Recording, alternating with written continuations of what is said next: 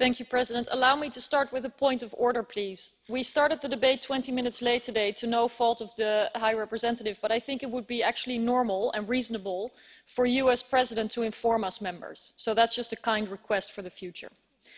Now to the High Representative. The discussion on the EU-Syria strategy is very urgent. Yesterday, the US government found a crematorium next to a military prison to hide mass killings, reminding us of the limitless brutalities perpetrated by the Assad regime and his allies, and the immense suffering of innocent people in Syria.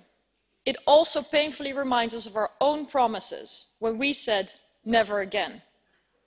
We must focus on justice and accountability and peace for the people in Syria. And we are not, I'm afraid, as the EU, as you said in the last debate that we had, where we have to be with regard to Syria. Not at all. Nobody is.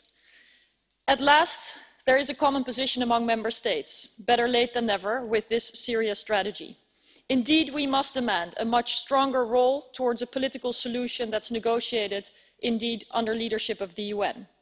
And we must leverage our role as a major human aid donor and as an expected contributor to the immense task of reconstruction to persuade those who kill and destroy to end this dead-end street, to stop sieges, detention, starvation as a war crime, to solve the people, and to also make sure that our own interest is better safeguarded. Besides the strategy, I would like to urge you again to do more to use the good contacts that you've developed in Tehran, to persuade them to end the support to the Assad regime or face consequences.